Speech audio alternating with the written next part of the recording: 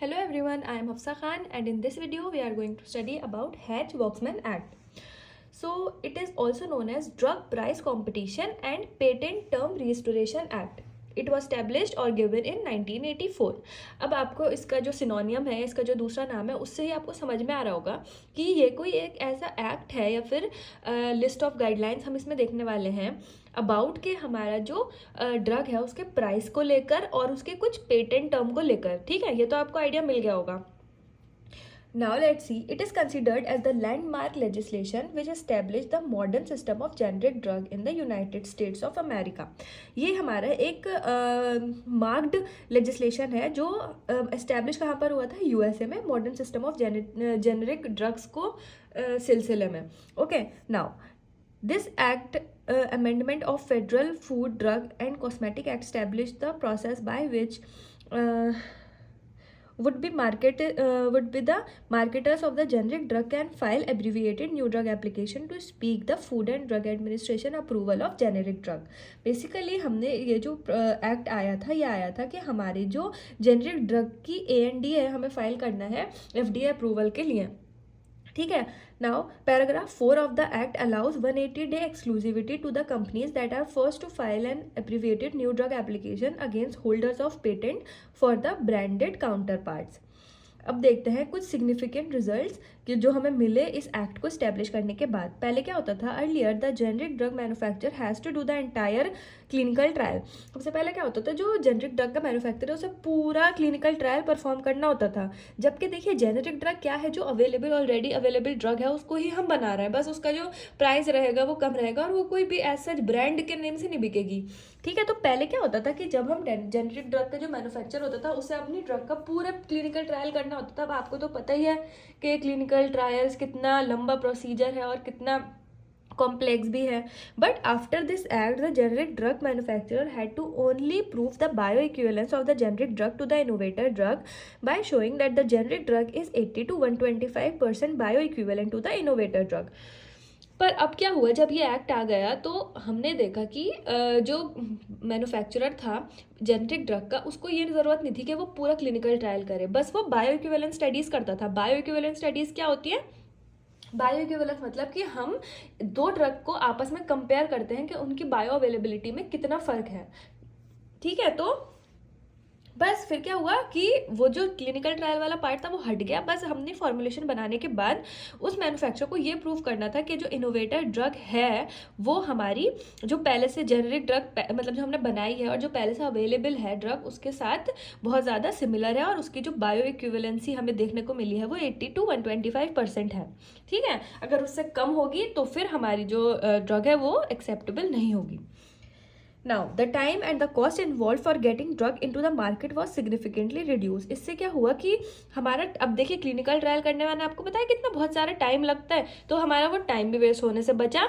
Plus हमारी जो cost है, अब क्लिनिकल ट्रायल फ्री में तो नहीं हो रहा है, ऑब्वियसली बहुत ज़्यादा खर्चा भी आता है उसमें, तो इससे हमारी कॉस्ट भी रिड्यूस हुई. Low cost quality safe and effective drugs were available to the patient. फिर इसकी वजह से क्या हुआ? जो हमारी अब जब उसमें इन्वेस्टमेंट कम हुआ तो उसके खुद की प्राइस भी कम है और वो सेफ तो है ही और इफेक्टिव भी है. ये सारे टेस्ट भी हमारे हो चुके हैं, तो इसीलिए हमें लो कॉस्ट दवाइयाँ पेशेंट्स को देने को मिली. ये स्टेप ये एक्ट इम्प्लीमेंट करने के बाद.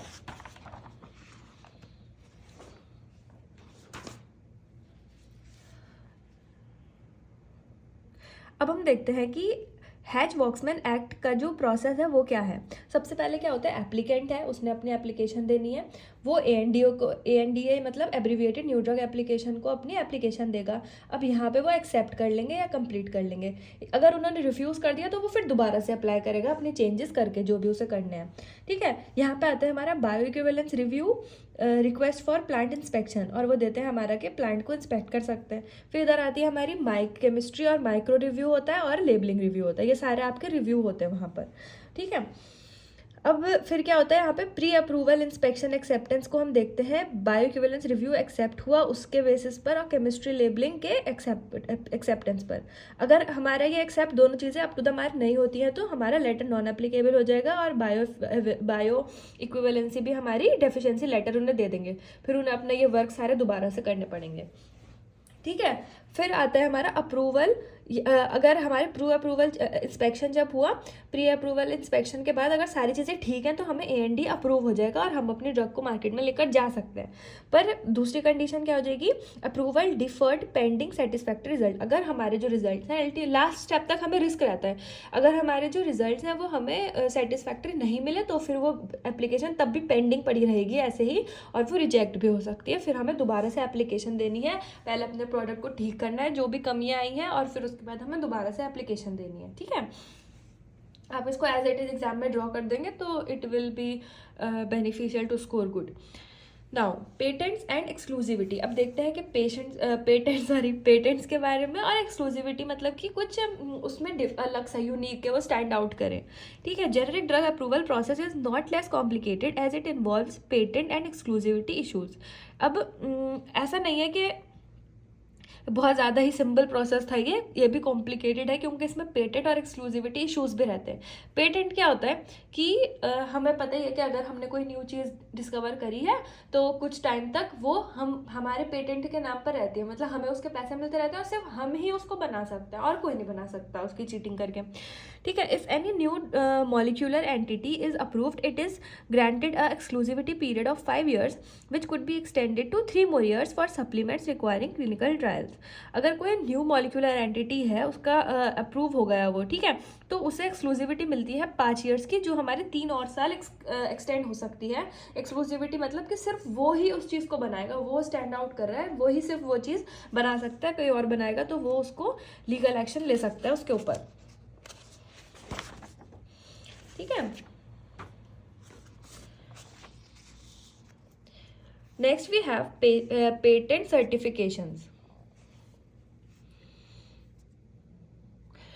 As per the Act, the applicant should include certifications in their application for each patent listed in Orange Book for the innovator drug। ये सर्टिफिकेशन इम्पॉर्टेंट है और कुछ लॉज स्टेट करता है, जैसे first we have that the required patent information related to such patent has not been filed, that such patent has expired, that patent will expire on a particular date, that such patent is invalid or it will not be infringed by the drug or which the approval is being bought और sort. ठीक है, अब इसमें जो है हम क्या क्या कंडीशन देखते हैं, 4 कंडीशन देखते हैं। या तो हमारा वो पेटेंट फाइल ही नहीं हुआ है, या फिर तो हमारा पेटेंट एक्सपायर हो गया है, या फिर एक्सपायर होने वाला है, या फिर इनवैलिड है। ठीक है, तो ये सारी कंडीशन हमें देखनी होती हैं। अब certification under para 1 and 2 permit the abbreviated new drug application to be approved immediately if it is otherwise eligible. अगर एलिजिबल है तो वो इमीडिएटली एक्सेप्ट हो जाएगा। Certification under para 3 indicates ANDA to be approved when the patent expire. Certification para 3 बताता है कि ANDA हमें अप्रूव करना है कि पेटेंट की एक्सपायरी डेट से रिलेटेड। ठीक है, next we have para 4 certification. ये और ये बातें सेम है, आप बस इसको लिंक करके एक बार समझ लेना तो आप एज इट इज इसको लिख देंगे, बढ़ाकर लिखने के लिए मैंने दोबारा लिखा है। Question of whether the listed patent is valid or be infringed by the proposed generic product may be answered by the courts before the expiration of the patent. Under current regulation, ANDA applicant who files paragraph 4 certification to a listed patent must notify the patent owner and new drug application holder for listed drug that has filed an ANDA containing a patent challenge. Until effective date of FDA final rule, all the patents submitted and listed in the Orange Book that are subject of paragraph 4 certification require a notice to NDA holder, और patent holder को वो notice भेजेंगे, NDA holder को भी और patent holder को भी।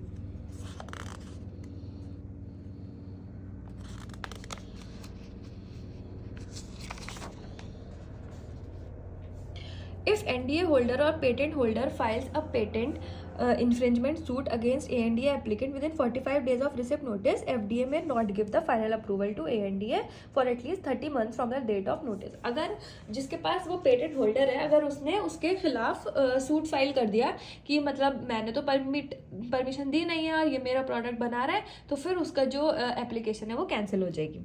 This 30-month stay will delay approval of generic drug product unless the court reaches a decision earlier in the patent infringement case or order longer or shorter period of stay। ठीक है, अब हमें इसमें मिलती है 180 day exclusivity. ये भी देख लेते हैं क्या होता है। ये एक्ट प्रोवाइड करती है N incentive of 180 days of market exclusivity to the first generic applicant who challenges a listed patent by filing a paragraph 4 certification. और फिर वो क्या करता है, thereby runs the risk of having a defend a patent infringement suit. 180 day exclusivity can be granted to more than one applicant, एक से ज़्यादा लोगों को भी दे सकते हैं. अभी रिसेंट एग्जाम्पल है 180 day exclusivity was granted to Ranbaxy and Watson laboratories for marketing generic version of Lipitor, that is atorvastatin calcium. Okay, तो ये होती है 180 डे एक्सक्लूसिविटी, मतलब स्पेशल हम कह सकते हैं 180 डेज का टाइम मिल जाता है. Okay, so this is all about the Hatch Waxman Act. बहुत इंपॉर्टेंट टॉपिक है और यूजुअली पूछा जाता है एग्जाम में.